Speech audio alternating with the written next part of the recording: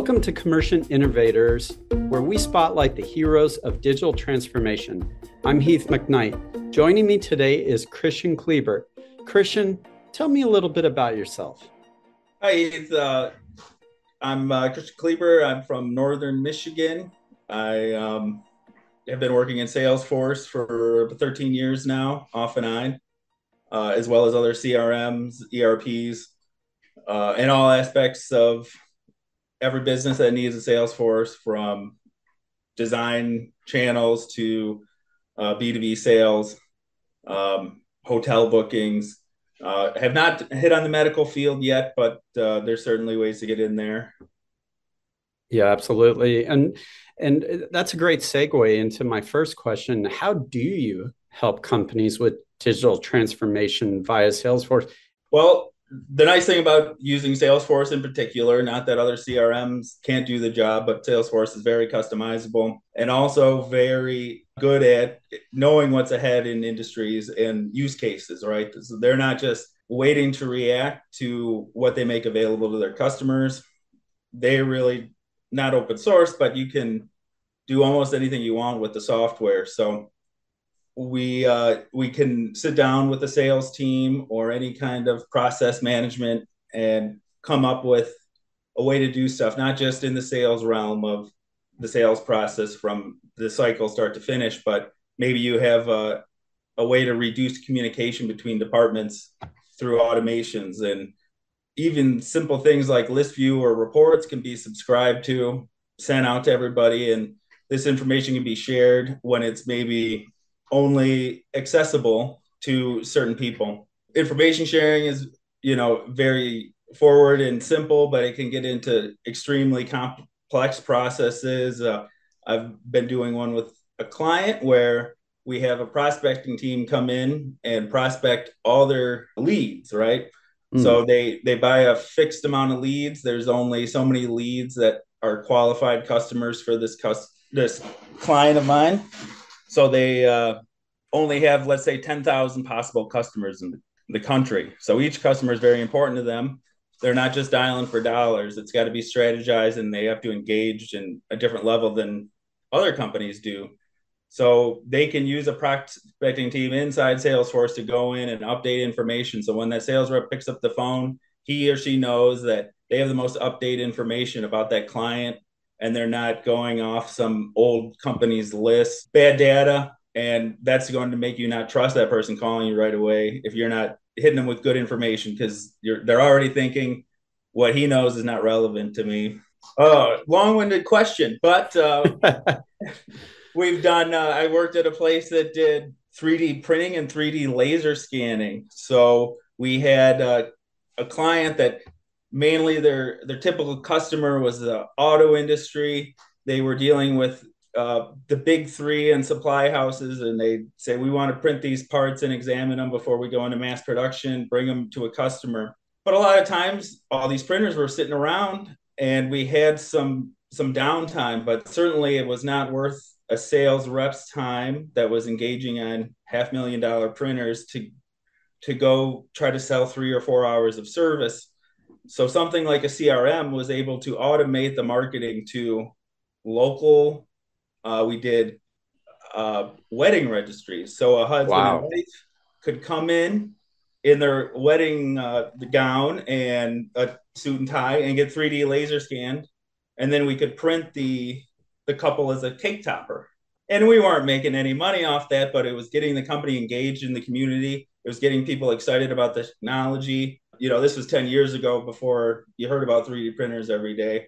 So it was a very fun way to engage, and we didn't have to hire anyone to do that. It was just automated through workflows of Salesforce. Unreal. That's impressive. And I mean, I think when I hear different industries using Salesforce, I always think of, it could be a service related company or manufacturing slash service. That's, those things pop to my mind and probably a lot of people's mind. But you said something earlier that I at least hadn't really given much thought to, and that would be hotels. How are you helping hotels with Salesforce? Well, hotels, maybe an extreme word, hospitality, let's say. All right, hospitality. Fair my enough. my dad moved to Costa Rica when he retired, and has met some fellow expats down there, and they're not allowed to work because they're not citizens. So they Airbnb their space a lot, or maybe pick up people from the airport. So it was very easy to get this group of senior citizens in Costa Rica on board with a CRM because they're not having to keep track on a calendar that they're used to using of clients and communicating with that stuff. It could. So I had my dad and a few other people set up on this where they were getting client information, past booking requests, past booking preferences, so that when to pick them up from the airport, their calendar and everything was produced from a CRM, and nobody had to engage with it. But not the typical hotel, but you would see that in hospitality management. Certainly you'd see hotel and casinos using a CRM to do marketing, seeing where people stayed, and then you could set up an impressive workflow with target events at your hotel. Maybe you're having a comedian come in, or you're having a scrapbooking event, and you want to get those people to come to your hotel. You've got a target market right away. So Yeah. certainly a great industry to be using a CRM. It's really every industry over 10 people or so. It doesn't matter what you're doing. At that point, you almost need a CRM. It's really what you do after it's taken care of those basic level requirements of customer relationship management, that you're getting the ROI and people can get excited and get a real utility out of something like Salesforce versus for the simpler programs that might just tell you what stage of your sales cycle it is, and the notes are in a central location. Yeah, absolutely. And you've talked, you and I have talked in the past about, the communication, which you were talking about being able to open up not just communication with prospects and customers, but also within companies, especially like manufacturers in particular, where we talk about data silos a lot of commercial ERP and Salesforce and other CRMs, but there's silos of communication between departments. And I think if I'm not mistaken, you kind of mentioned in the past of how that kind of solves a problem that probably they didn't think was a real big problem. Sure. Because they're used to doing something a certain way.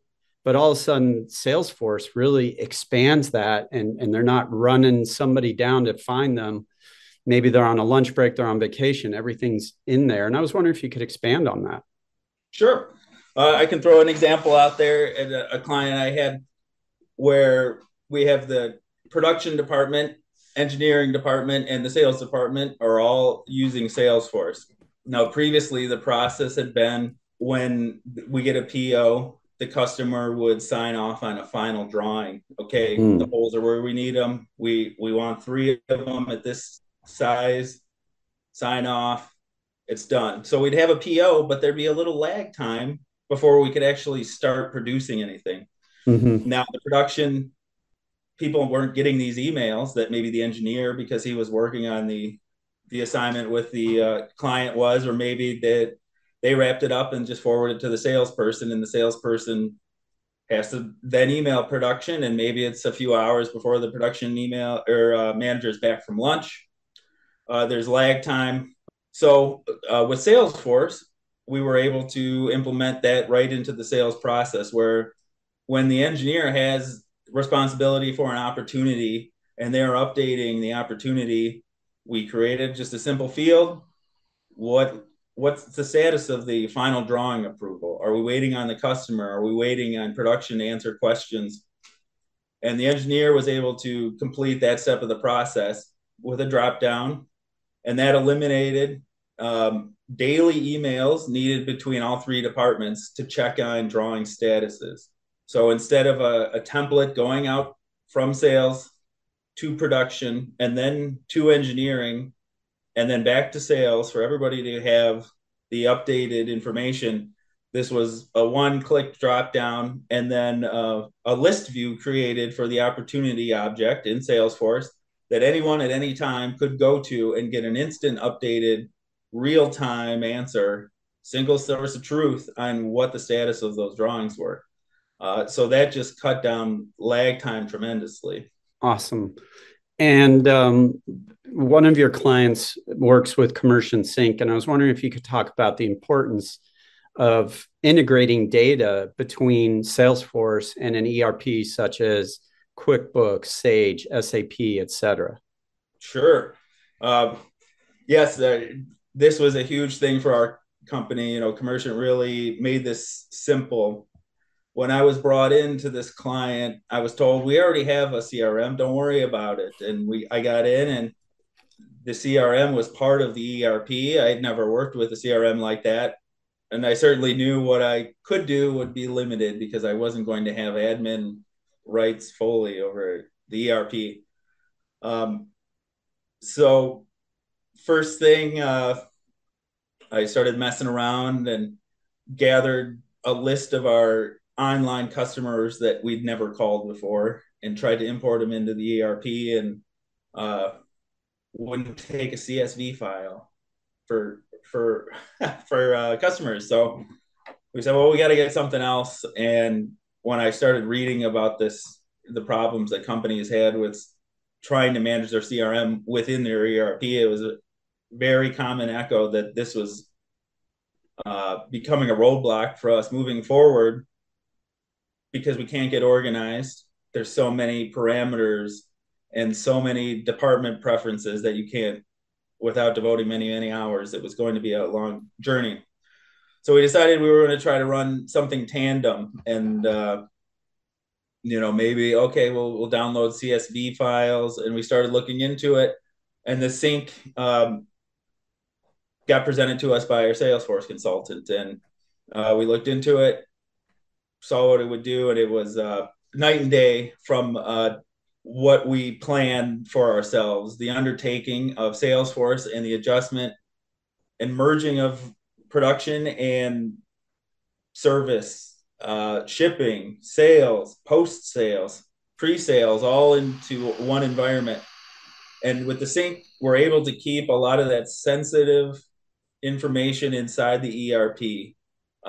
We're able to keep it safe from being out in the world, but also safe from accidents and misclicks from employees, redundancy, and we pull out what we need. We put that into a Salesforce object, and then that's deployed to, Salesforce.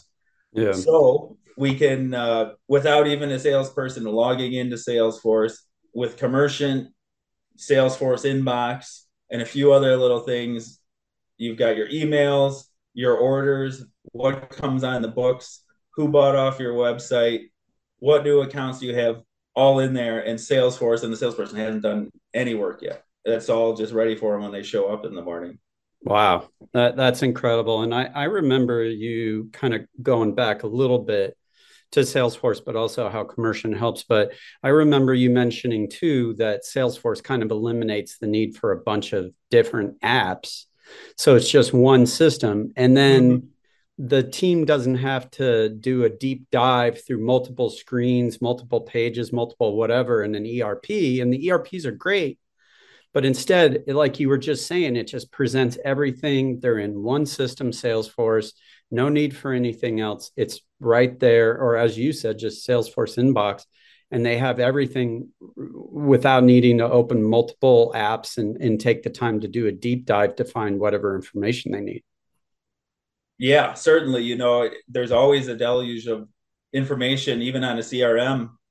You log in for the first time, there's 20, 30 fields. That's a lot. But in an ERP, there's 200 easy for each person. Okay. So the micro actions are so reduced. Just the information is focused with the sync.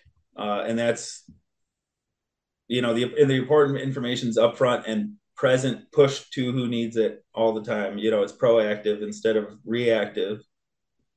Yeah, absolutely. This is incredible.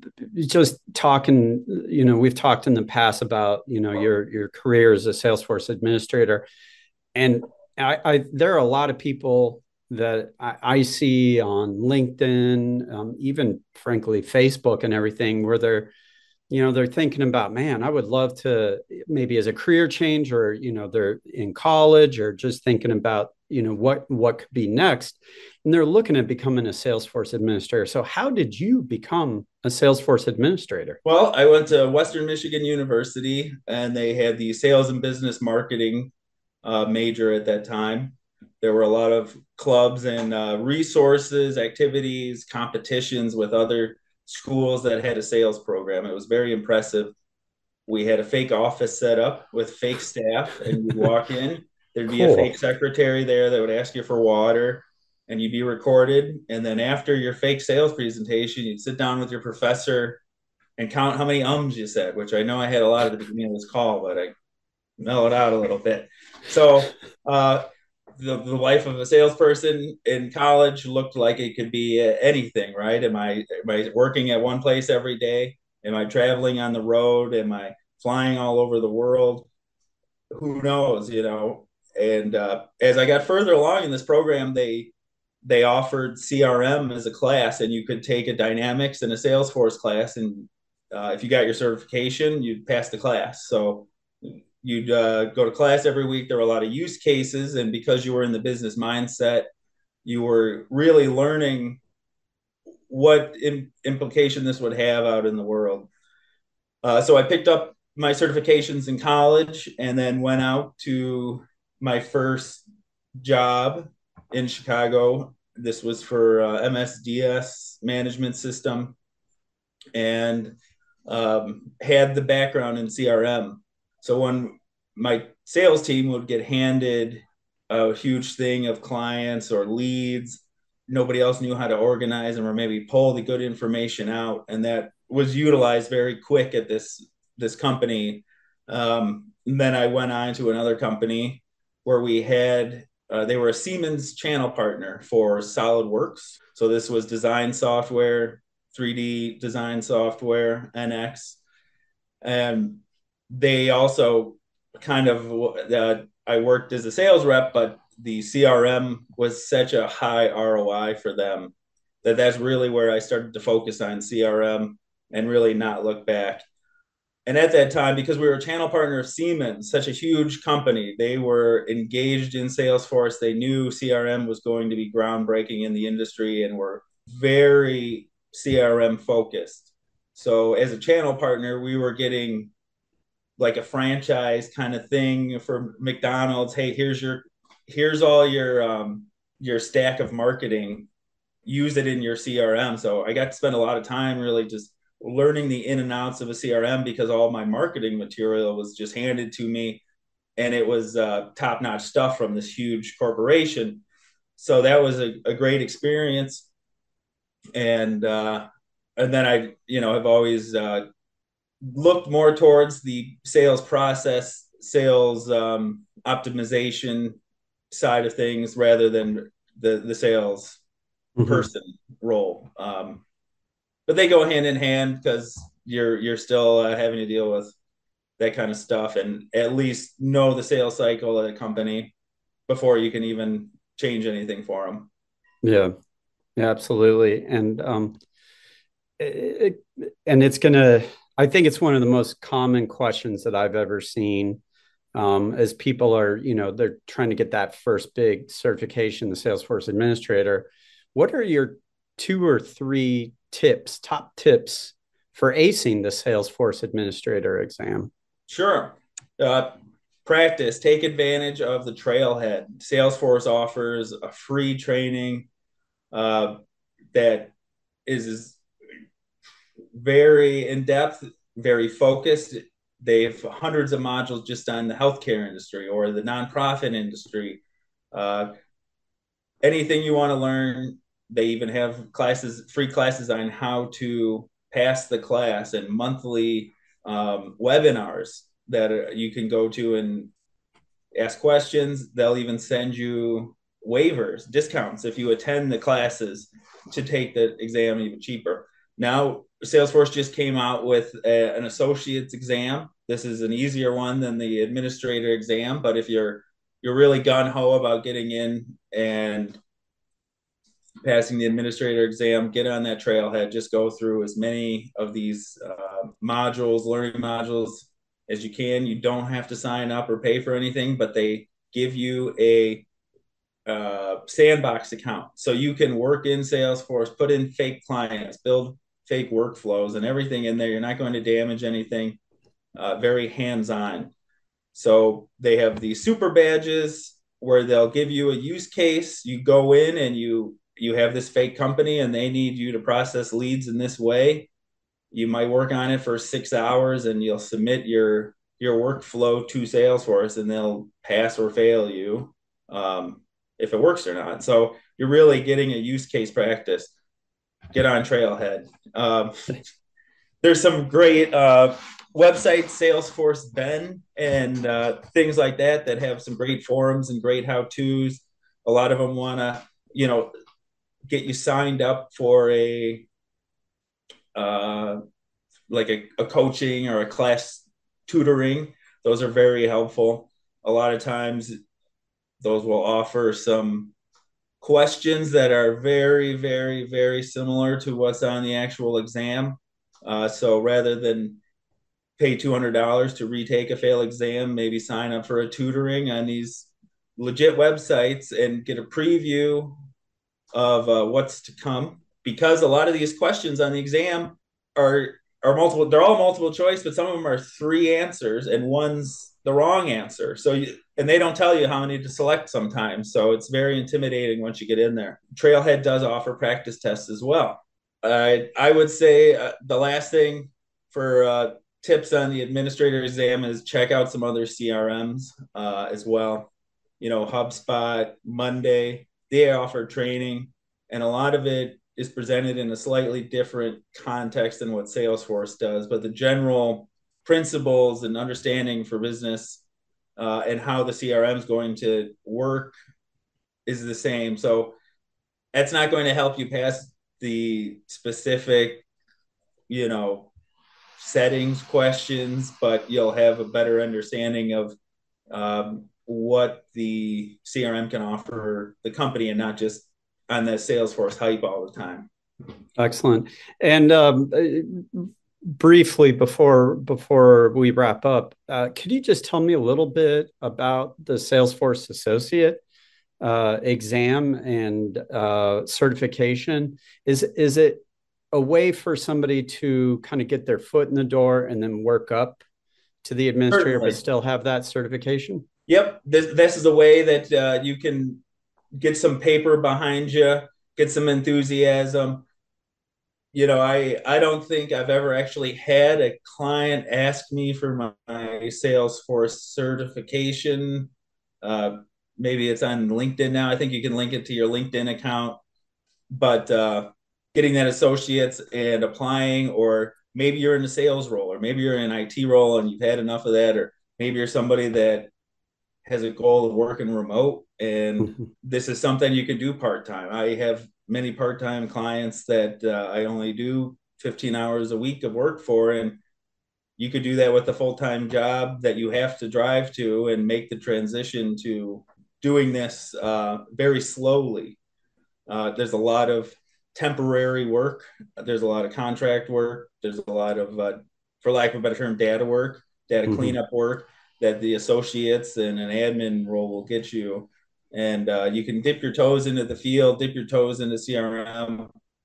And from there, if you do have a passion or an industry that you're familiar with or that you want to move towards, you can focus on the medical certifications or the medical super badges, as they call them on Trailhead, and go really wherever you want to. And looking through jobs you like or jobs that you want on Indeed, a lot of them will list certain certifications that they're looking for, and that might give you a direction of where you want to go next.